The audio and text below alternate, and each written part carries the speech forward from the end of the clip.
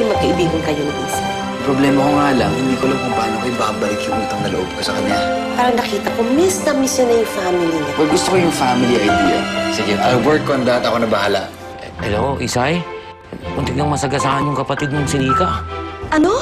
Hindi mo makakausap si Isay ngayon eh. May problema ata siya sa pamilya sa Davao. Gusto na nga umuwi. May pinaplano kasi yung surprise para kay Isay. Yung full names ng niya, kapatid at tatay niya. Alam niyo? Papaluwasin niyo kami? Apat lang na barbecue, pakilagay na lang daw dito sa plato. Ate, Nika, Jasper!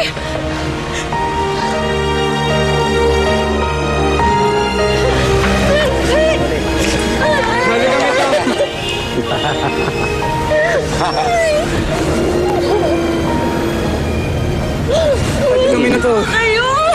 No, kami na to. O yan, hindi kami panaginip. Hawakan mo kami. Pagkakalin po kita, ate! Miss na miss din kita. Namiss ko kayong lahat. Bakit niyo po nalaman na nandito ako?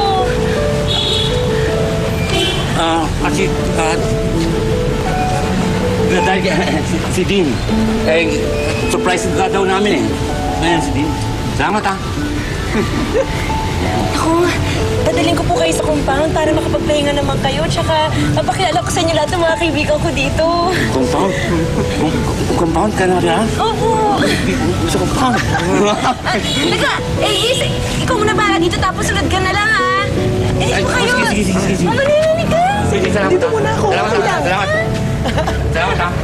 Oo, saan ba kayo nag-jeep?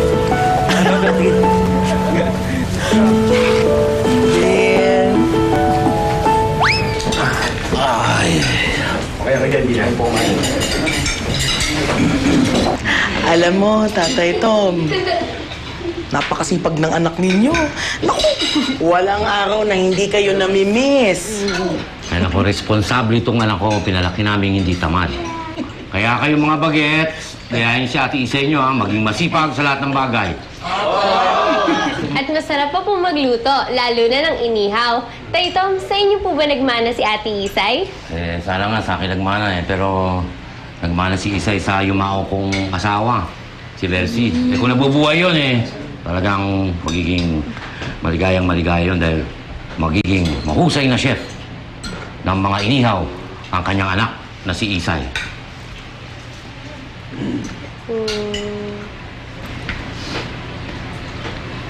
Ay, siya nga pala anak. Kailan ko ba malalaman yung resulta nung contest? Nagtitiyak ako. Ikaw ang mananalo.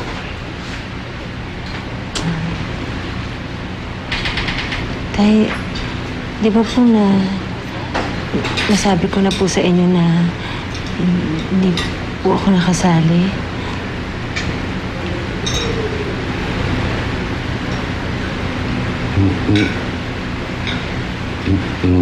Hindi ka nakasali. Teka, sandali ha. Andito ka sa Maynila. Galing ka sa probinsya para sumali. Tapos hindi ka na nakasali. Hindi ko maintindihan. Ay, mag-defrost muna ako ng refrigerator sa likod. Mga kids! Naku, may tuturo ako sa inyong bagong game sa iPad. Tara, Liz, samahan na kita sa wash.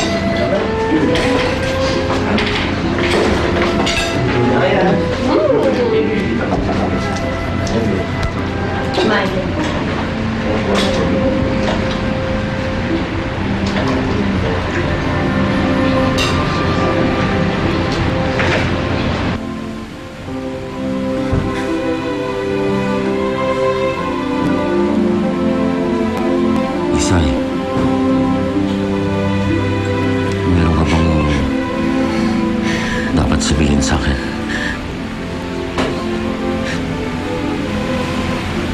Tatay,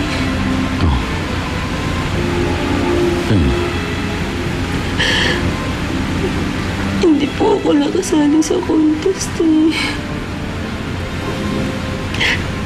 hindi po ako umabot sa elimination round.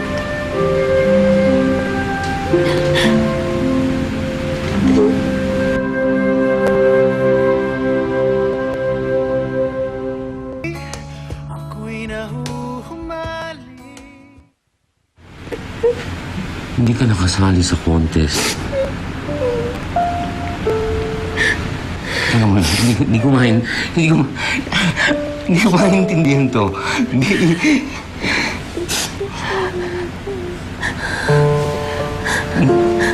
Hindi ko maintindihan to. Bakit hindi ka nakasali sa contest? Nay, kasi... Tinatrasan po ako ni Aston ng kotse niya. Tapos wala na po ako ng pera. Basta sira ko po yung kotse niya, kaya kailangan ko pong magtrabaho dito sa compound para mabayaran po lahat ng utang ko. Kaya hindi po agad ako nakauwi.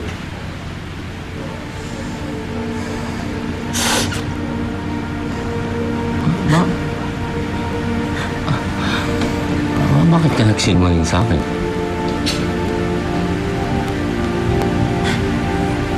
Tininiya po kasi ako eh.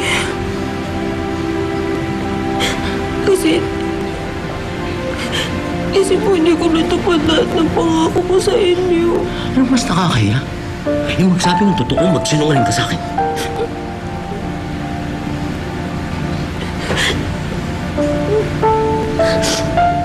Tuloy na po. Tuloy na tayo.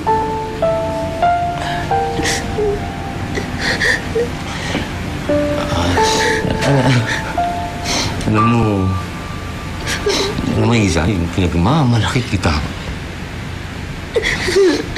Nabayan natin.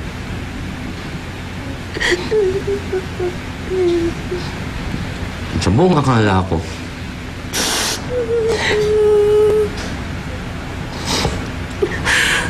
training ka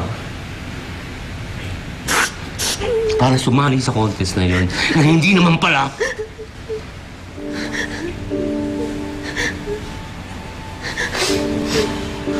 Hindi mo alam kung anong pinagdaanan namin ng mga kapatid mo. Sa buong pagkakala namin.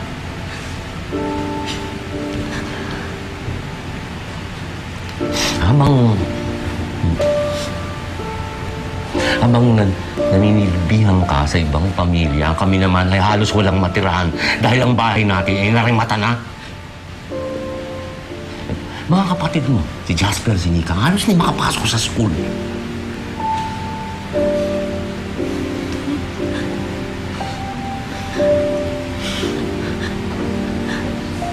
Wala na po tayong bahay.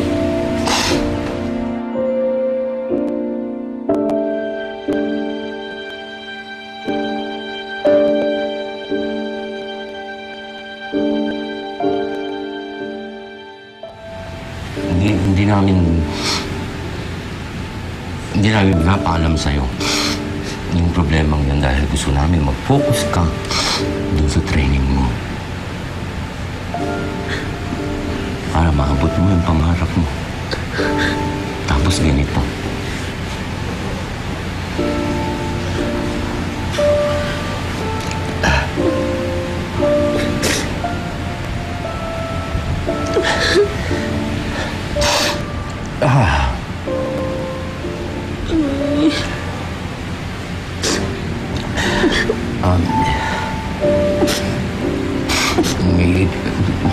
Ito lang isa. Hindi ko talaga maintindihan. Bakit naging ganyan to?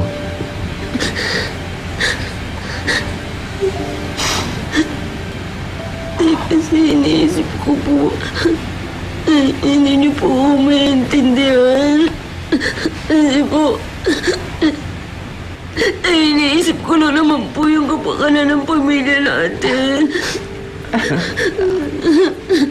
Anong hindi maintindihan?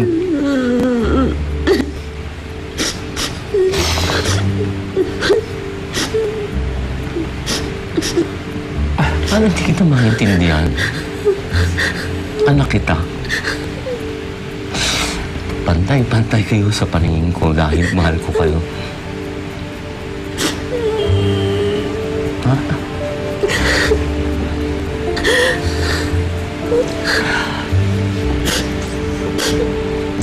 Pagsisinungaling mo yan,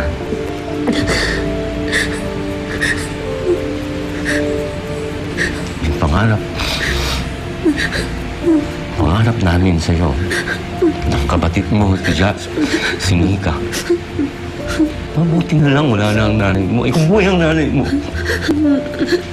Magtutulog ka ng malaking kahiya sa kanya.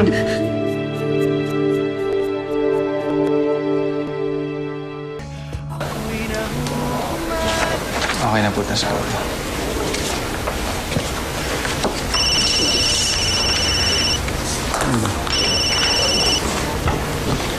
Oh, Elvis, kamusta? Matatagalan pa ako eh. Bakit? May problema ba sa car wash? Yung tatay ni Isay umuwi! Sige. Uuwi na ako. Okay, salamat.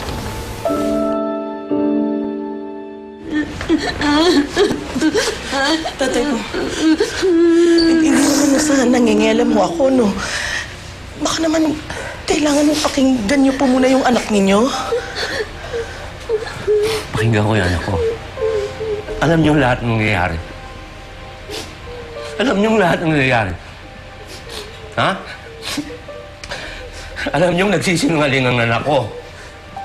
Bakit hindi niyo kagad sinabi sa akin na hindi na ako lumuwas dito? Alam mo ako tanga! Hindi naman sa ganun. Kayo nagsasabi ng kalagayan ng anak ko. Meron pa kayong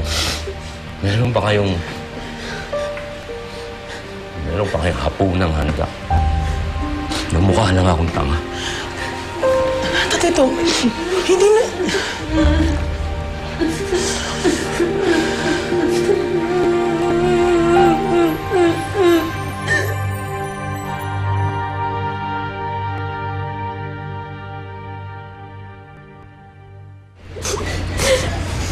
Si Mama Lena, nagawin. Dapat pinagalitan ka rin ng tatay, Tom. Kasi payag ka ng payag sa gusto ni Dean. Ha? Wag. Hindi na ako eh. Alam ko kasi magiging okay mo. Ay, nilay ko yun din. Kasi pangungunahan sa diskarte si Isay, ha? Hindi, pero alam niyo sa tingin ko, tama na ang sinabi ni natin kay Tatay Tom. Natapos na lahat ng problema. Ano natapos ang problema? Eh, lalo na lumaki. Diba? Natapos ba yun? Sasa, sorry ka na lang kay Ate Isay sa ibang araw. Pero wag muna ngayon kasi mainit pa yung ulo nila eh. Tama na. Uli-uli. Sasa, ha? Huwag masyadong maging pakialamera, ha? Okay, next time pa naman. Yes, sir. Okay. Uuwi na ako. Hindi ko kaya itong mga ganito kadrama eksena eh. Na high blood ako. Uuwi na rin kayo. Tama rin kakakain mo. Gabi na.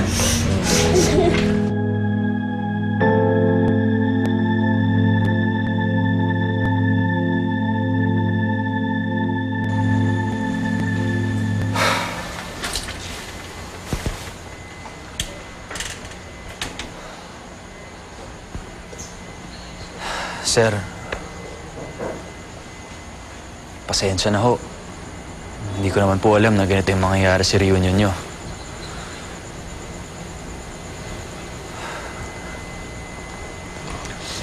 Mabuti na rin na luwas kami kaagad. Kung hindi, tatagal pa yung pagsisinungaling ni Isay. Sir, kung gusto niyo ho, pwede po kayo magpalipas ng gabi sa bahay ko na lang. Okay lang ho. Salamat din. Kailangan ko mag-isa. Sige, salamat. Sige po.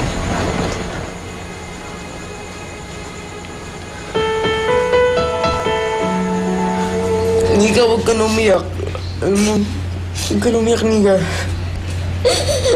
Kuya, bakit sila tatay nag-aaway niya si ate? Nagsinungaling kasi si Ate Isay. Hindi siya nakasali sa contest. Si ate naman kasi. Dapat Sinabi niya sa atin kagad. Tuloy. Nag-aaway sila ni tatay ngayon. Sabi nga kasi ni Mama Lena, bawal magsinungaling. Eh, kung sabi ni Ate Isay, hindi siya uwi. Hanggang hindi nakakabili ng rubber shoes. Tsaka bagong bag para sa inyo.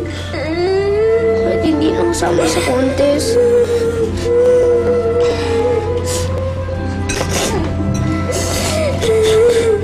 Akala ko, sasaya na tayo pag nakita natin si Ate Isay. Mika, Jasper. Mukha namang masaya si Ate Isay kanina eh. Alam niyo ba, kapag gabi, umiiyak siya palagi kapag namimiss kayo. Kaya nga sabi ko, ako muna yung kapatid niyo. Kasi malayo kayong dalawa. Huwag na kayong umiyak. Ayos din nila yung problema. Matatandaan sila eh.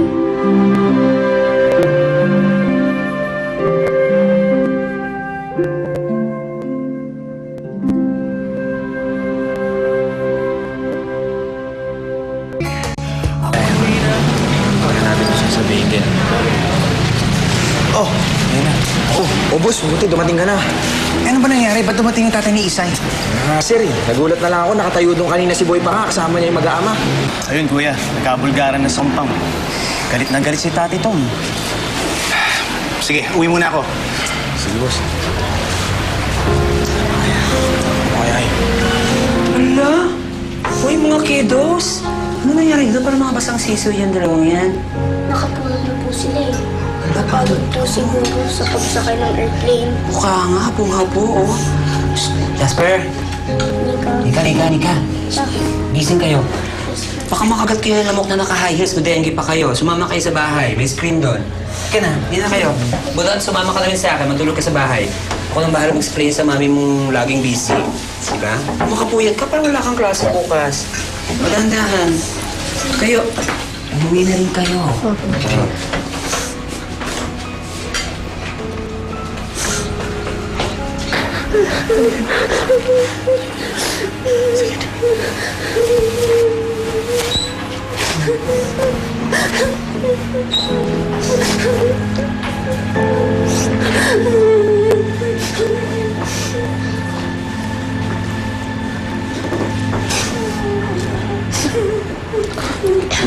Ate Isa, huwag ka nang umiyak. Alam niyo, ngayon ko lang nakita na ang galit na galit yung tatay ko. Ang sama-sama ko, anak. Tayo eh. Nakapagsalita na ng masasakit ang tatay mo dahil galit siya. Kaya na wala na po kaming bahay. Sinungaling ako sa kanila. Tapos hinayaan ko sila naghirap dun sa probinsya. Tama si tatay eh. Anong klaseng anak ako? Ang sama-sama ko. Hindi tama yun eh, di ba? Hindi tama. Tsaka, ito naman yung sinabi niya eh. Kung nabubuhay si nanay. Nakakahiya. Nakakahiya. Kita niya yung mga pinagagagawa ko dito.